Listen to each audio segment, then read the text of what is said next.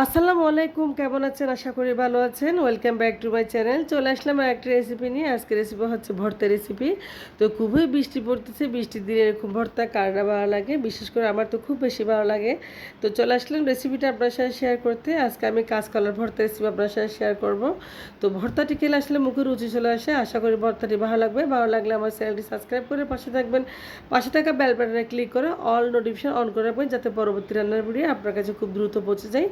দেখতে পাচ্ছেন এখানে আমি দুইটা কাঁচকলা নিয়েছি, আর কাঁচকলা এটা ভালোভাবে একটু কেটে নিচ্ছি সুন্দর করে। আর বিশেষ করে কাঁচকলাতে রয়েছে আয়রন, ক্যালসিয়াম আর রক্ত স্বল্পতা দূর করে, যাদের রক্ত শূন্যতা রয়েছে, রক্ত স্বল্পতা রয়েছে, এই কাঁচকলার ভর্তা খেলে রক্ত শূন্যতা দূর হবে আশা করি। তো দেখতে পাচ্ছেন আমি ভালোভাবে কাঁচকলা দুইটি ছিলে নিচ্ছি একটু। তো ছিলে নেওয়া হয়ে গেছে। আমি এখন একটা সাইজ করে টুকরো টুকরো করে কেটে নেব। যেহেতু কাঁচকলাগুলো আমি একটু সিদ্ধ করে নেব আসলে।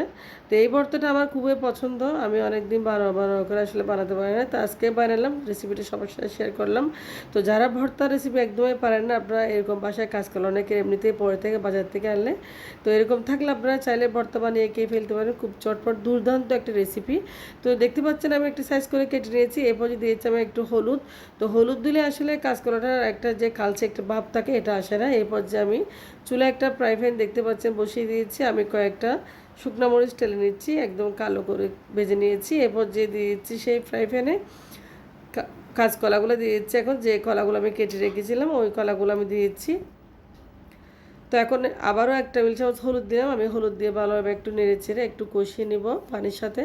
আমি এখানে আর কিছু ব্যবহার করব না। এই কলার উপরে আমি শুধু হলুদ আর একটু পানি দিয়ে সিদ্ধ করে নেব।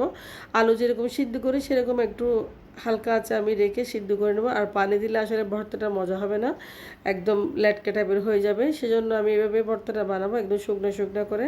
তো এরপর যে দেখতে পাচ্ছেন কলাটা একদম খুব সুন্দর একটা কালার আসছে, কালচে ভাব আসে না। আমি এখন হাত দিয়ে ভালোভাবে আলুর যেরকম ম্যাশ করে নেই সেভাবে ম্যাশ করে নেব। দেখতে পাচ্ছেন ম্যাশ করা হয়ে গেছে। এ পর্যায়ে তো একদম গরম গরম ভাতের সাথে এই ভর্তাটা আসলে খুবই ভালো লাগে। দেখতে পাচ্ছেন আমি পেঁয়াজ কুচি আর ধনিয়া পাতা আর লবণ দিয়ে মরিচগুলো একটু হাত দিয়ে ভালোভাবে ম্যাশ করে নিচ্ছি।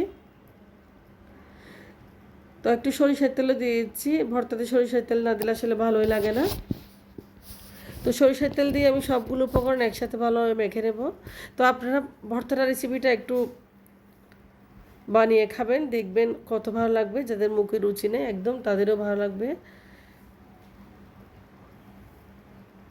তবে এর মধ্যে দিচ্ছি কাঁচকলা, যে কলাগুলো আমি ম্যাশ করে রেখেছিলাম সেগুলো এখন আমি মরিচ, পেঁয়াজ, কাঁচামরিচের সাথে ভালোভাবে, আর শুকনো মরিচ আমি এখানে একটা কাঁচামরিচ দিয়েছি, সেটা স্কিপ করে গেছি।